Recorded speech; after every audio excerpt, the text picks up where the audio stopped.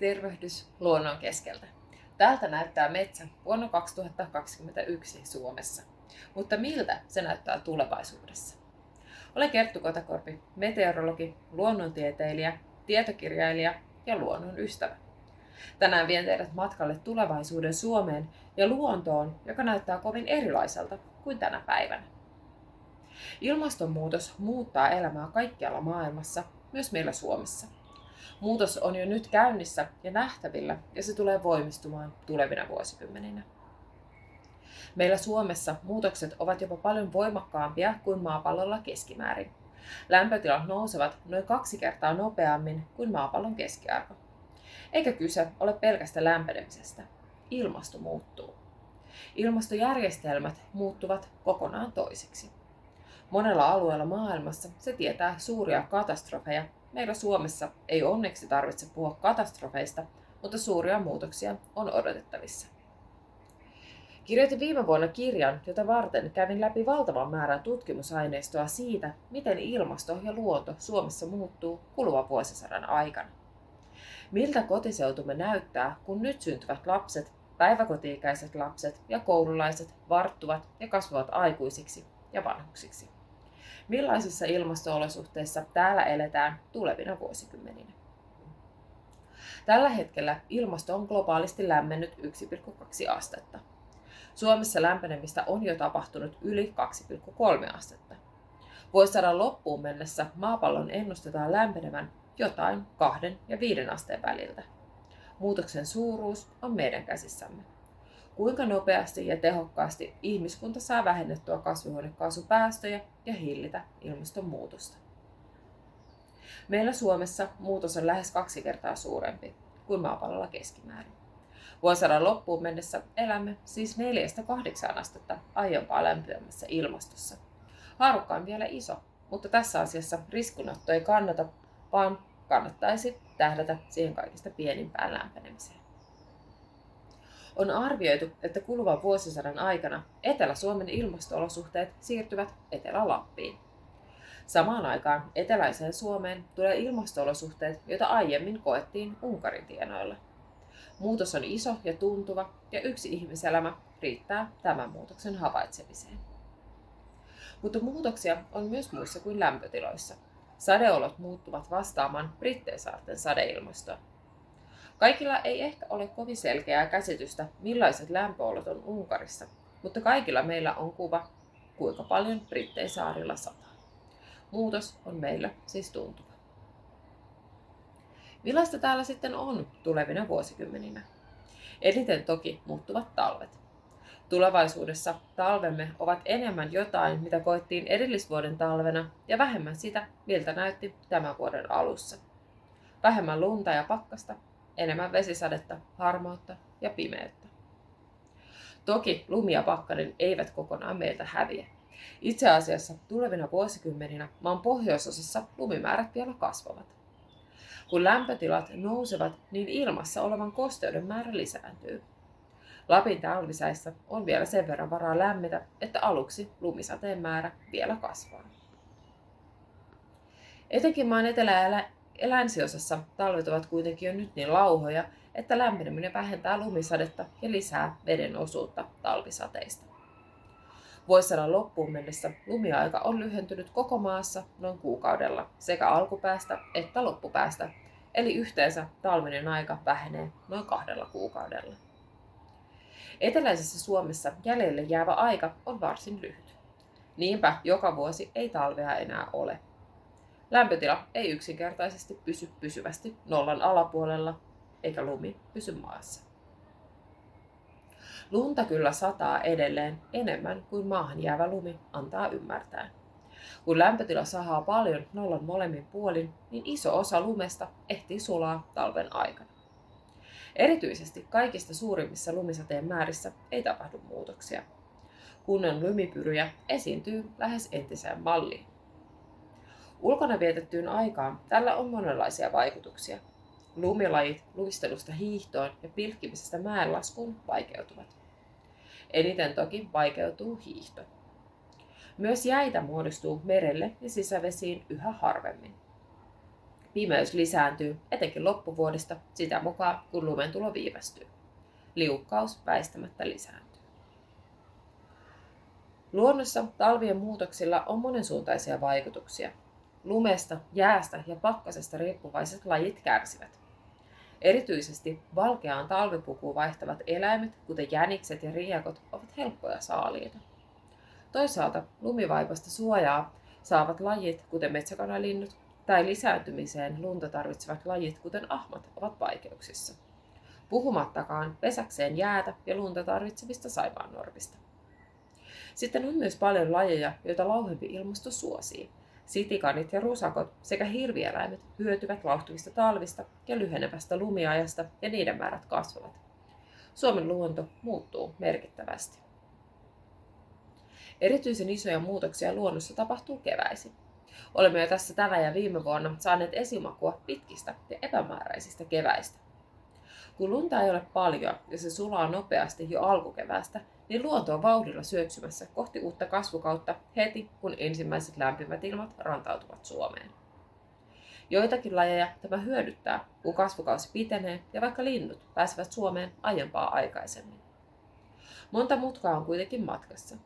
Pohjoisen sijaintimme vuoksi kevään aikana hallat, yöpakkaset ja lumisateet ovat mahdollisia myös tulevaisuudessa. Luonnon rytmit menevät sekaisin. Kukat jo kukkivat, mutta pölyttäjät eivät välttämättä ehdi liikkeelle yhtä aikaisin.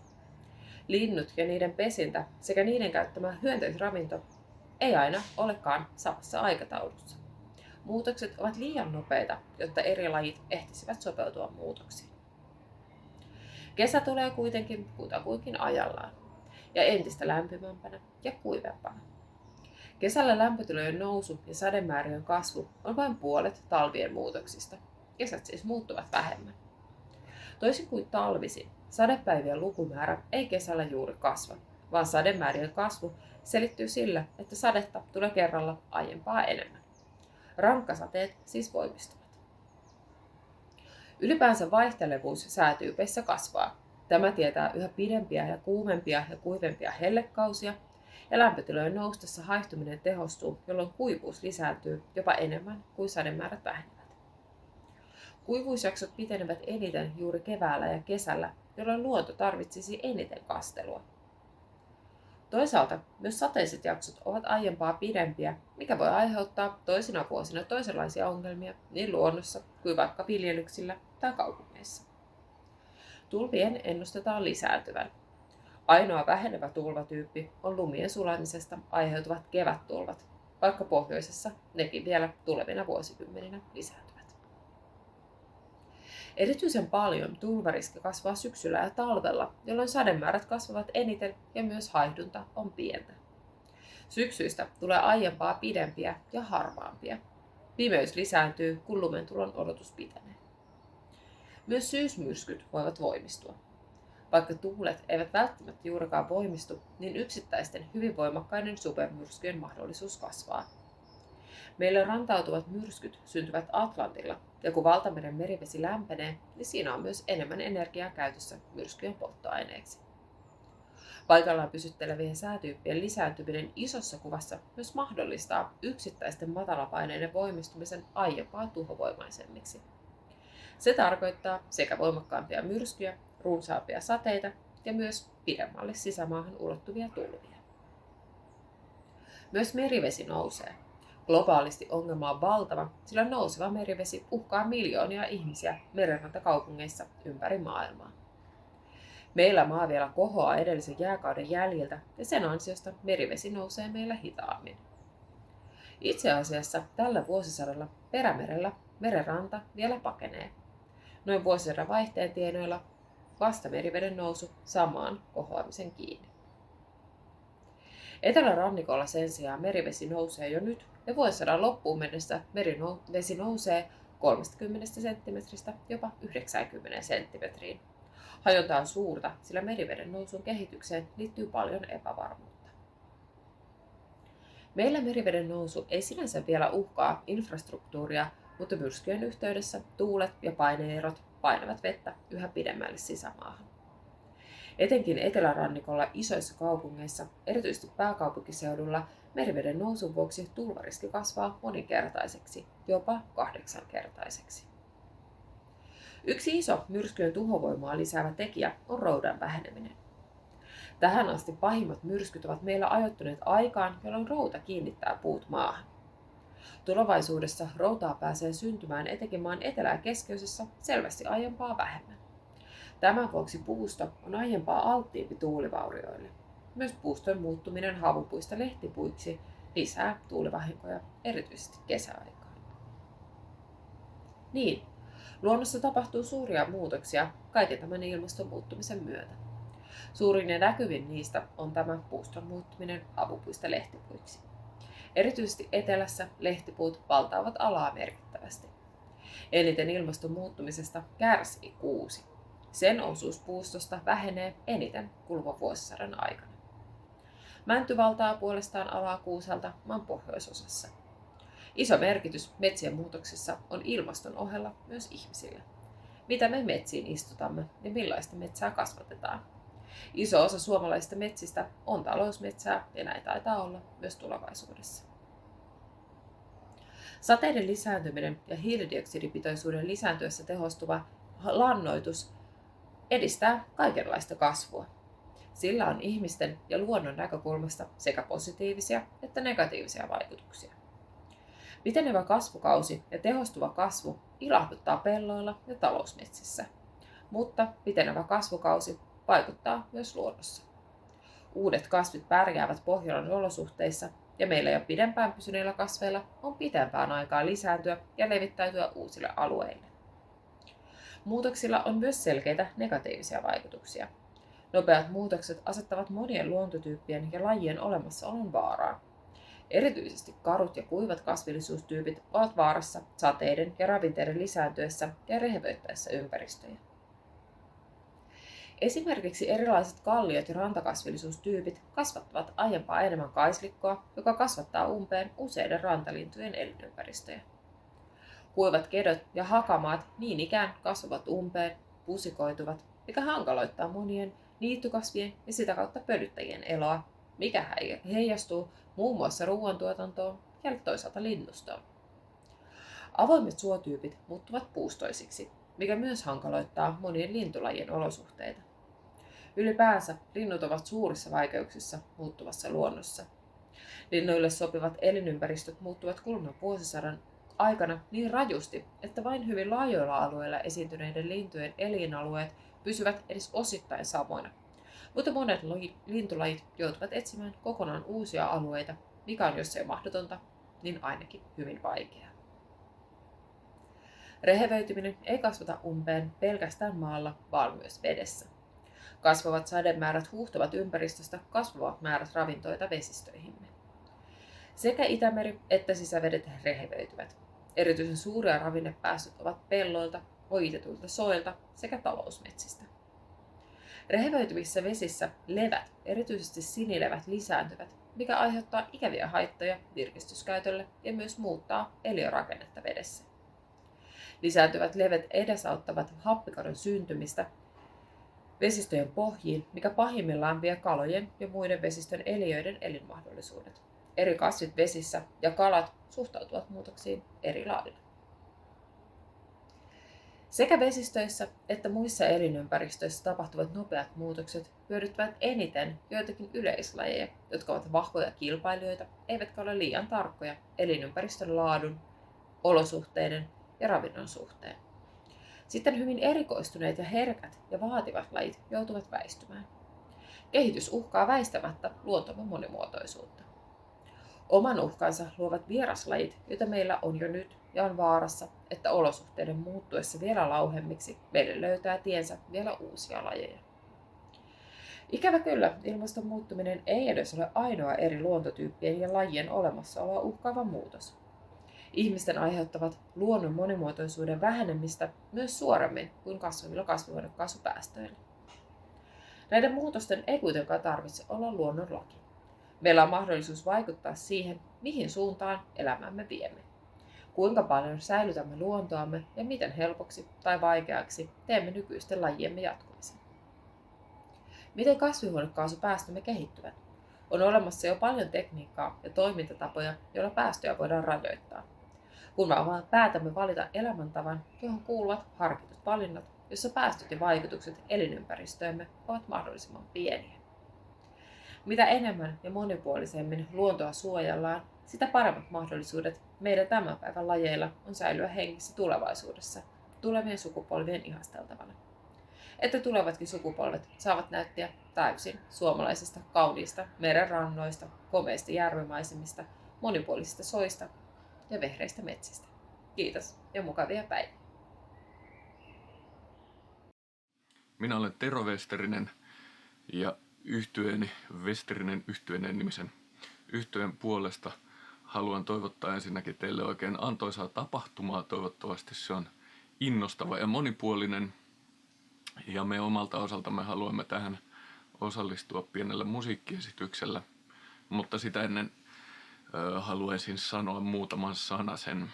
Olin ajatellut pitää sellaisen jonkun suunnitelmallisen puheen tässä, mutta se ei oikein kuitenkaan meikältä luonnistu, joten kenties kerron mieluummin siitä, mitä on yleensä tapahtunut ennen tätä kyseistä kappaletta, jonka kohta kuulette silloin, kun olemme sitä keikoilla esittäneet. On nimittäin sillä lailla, että se laulu Turisti nimeltään on yleensä aina keikan viimeinen biisi, ja on sitä ennen tavannut pitää sellaisen pienen palopuheen siitä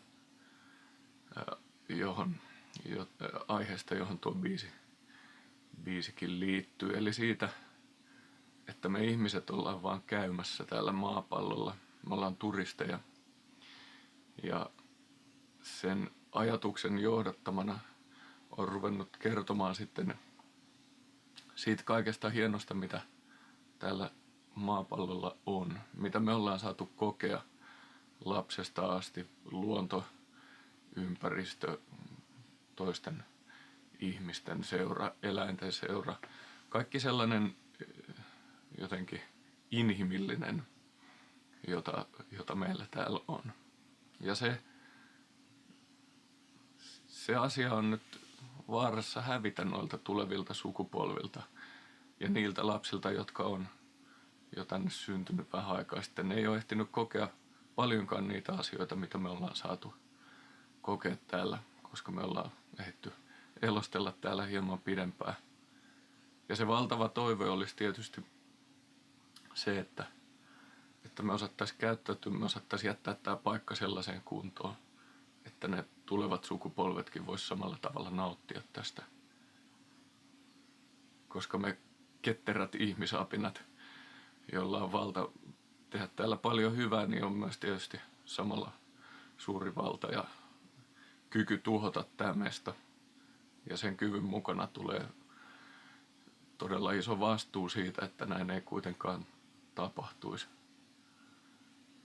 Olisi hienoa, että omatkin lapset saa kokea tämän paikan ja tämän yhdessäolon ja täällä elämisen yhtä hienona kuin mitä on itse saanut sen kokea. Ja oikeastaan se viesti, minkä mä tietysti toivon aina niille kuulijoille, jotka meitä on kulloinkin kuulemassa, niin toivon, että se herättää jossain tyypeissä kipinän siihen, ja semmoisen myös luottamuksen siihen, että vielä on mahdollista vaikuttaa näihin asioihin, vielä on mahdollista kääntää kelkka ja tehdä sellaisia ratkaisuja, jotka pelastaa sitä tulevaisuuden. Ja siihen uskoen me ollaan yleensä tähän biisiin lähdetty, niin tehdään nyttenkin.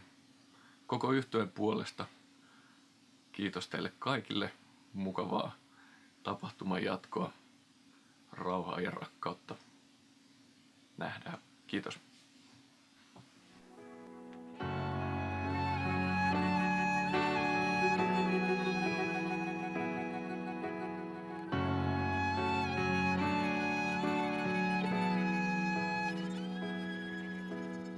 Ihan hiljaa liikkumatta jotain tapahtuu.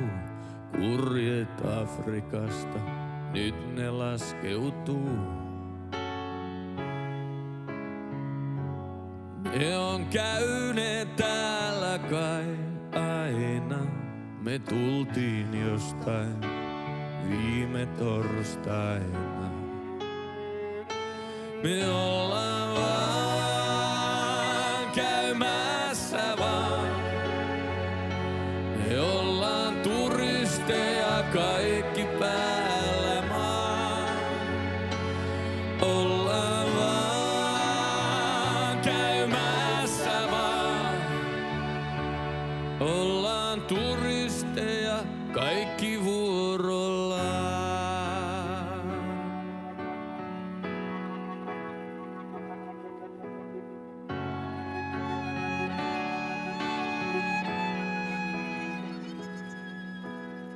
Aina kun ne lähtee, mun sydän vanhenee. Se lyö raskaammin kun ilta viilenee. Juodaan ryypyt ja ryhdistäydytään. Iso mieskin saa roskan silmästään. Me ollaan